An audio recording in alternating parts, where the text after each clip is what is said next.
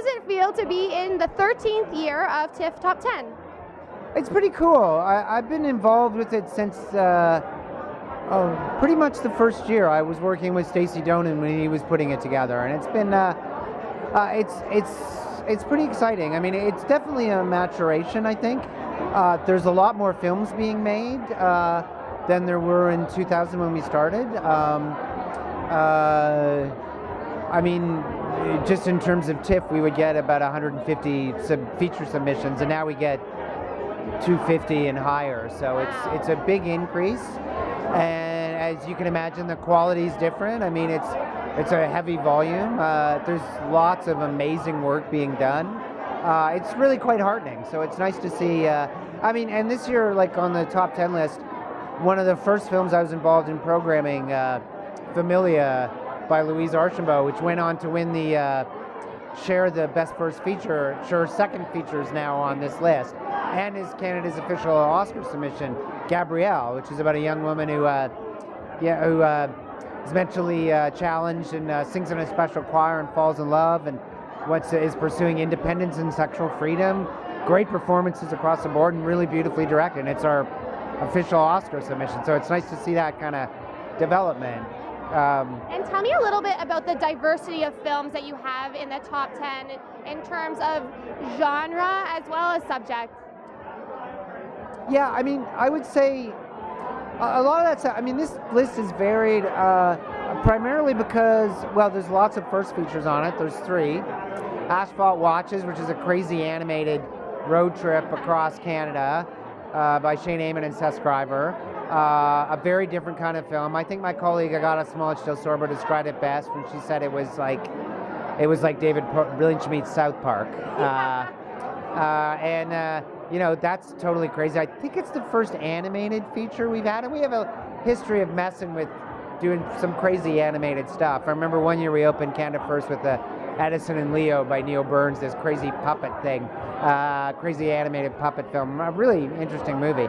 But also amongst the first features, there's Chloe Robichaux's Sarah Prefers to Run, or Sarah Prefers la Course.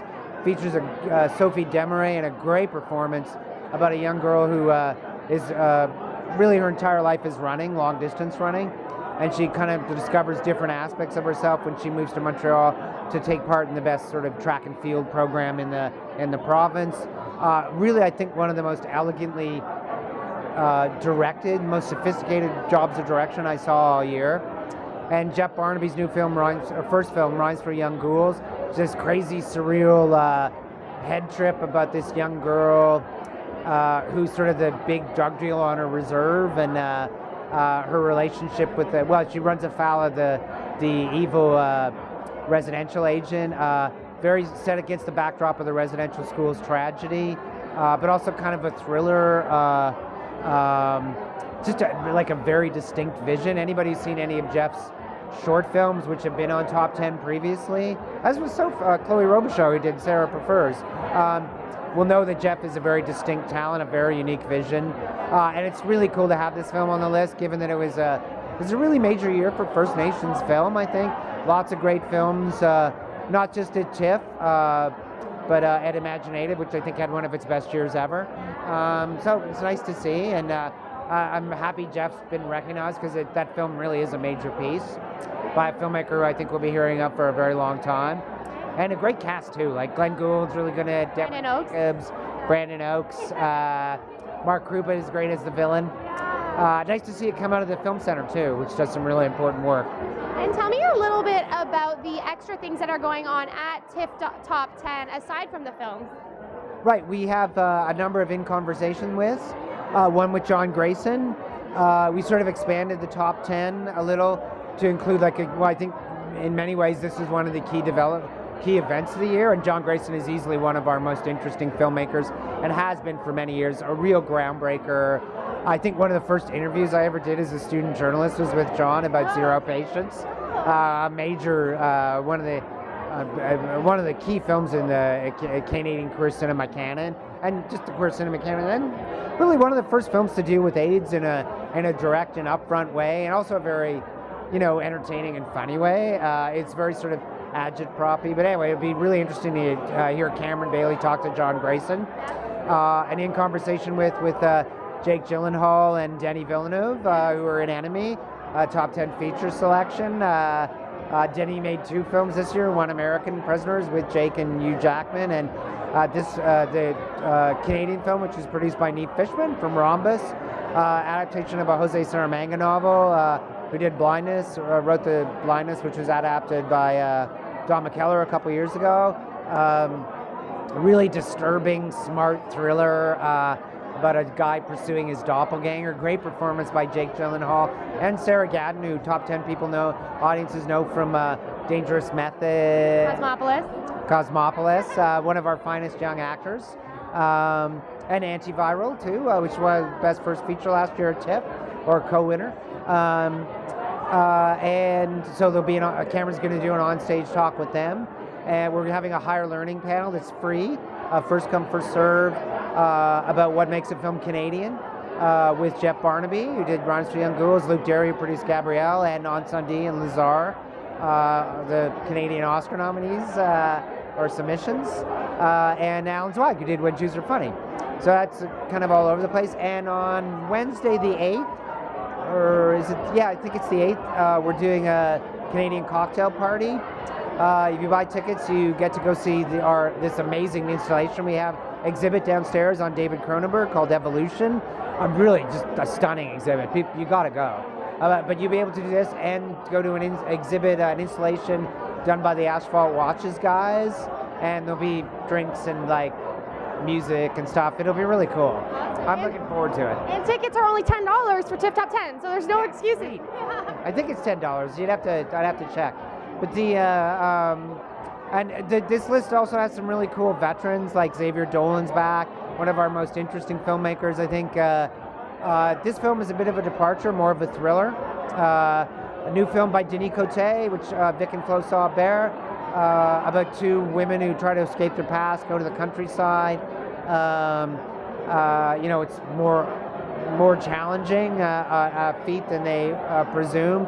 Denis Coté is one of our most consistently intriguing directors. This film won the Best Director Prize in Berlin. It's great to have it on the list. I mentioned Gabrielle, the new film by Louise Archambault.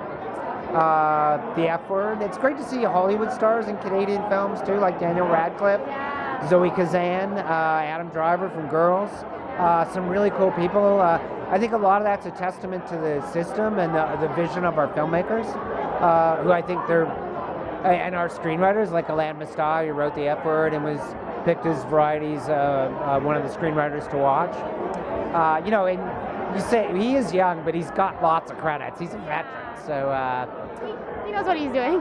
Yeah, but I think it's a really great list that way. It's kind of all over the place, and I think it really does reflect what's going on in Canadian film. I mean, in a lot of ways, this is kind of a watershed year.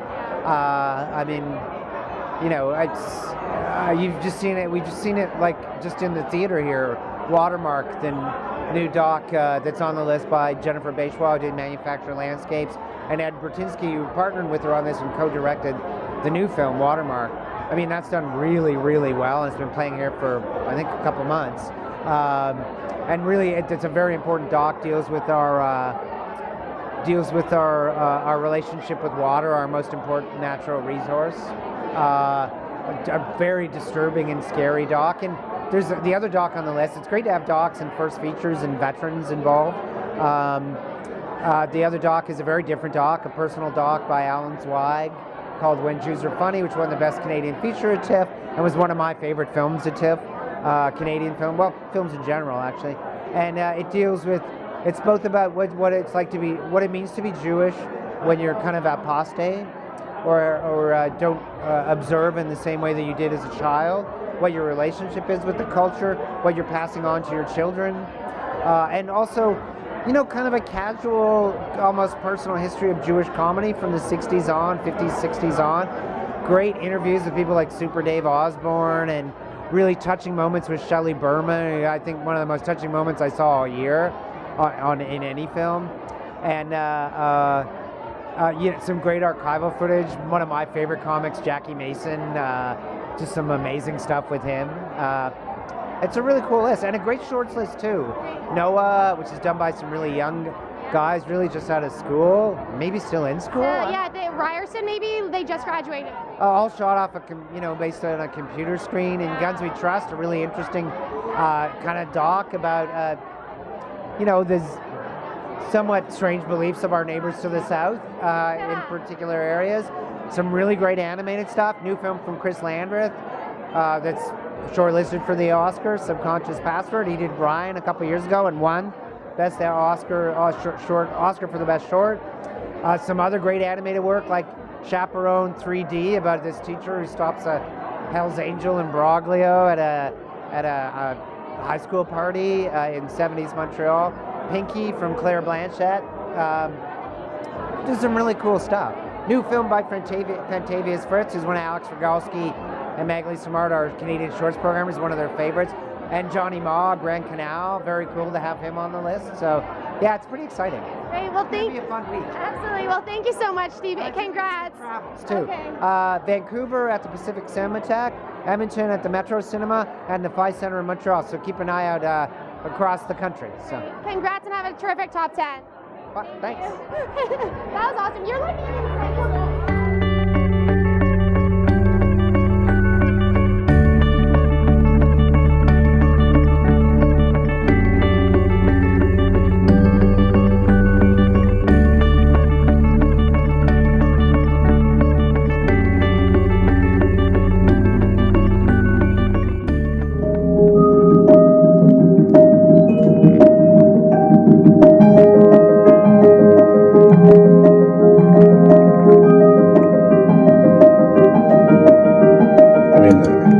Anything without you can't be the best time of my life, so I don't know.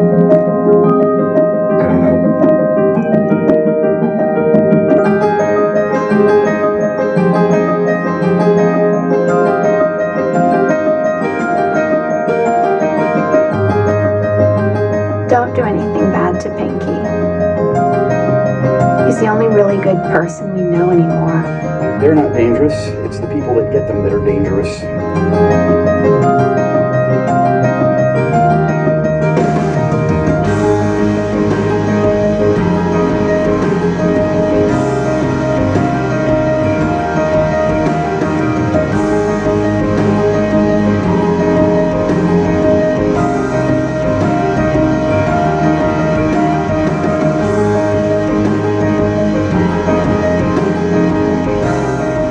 I think it's really cool you're here alone. Super cool.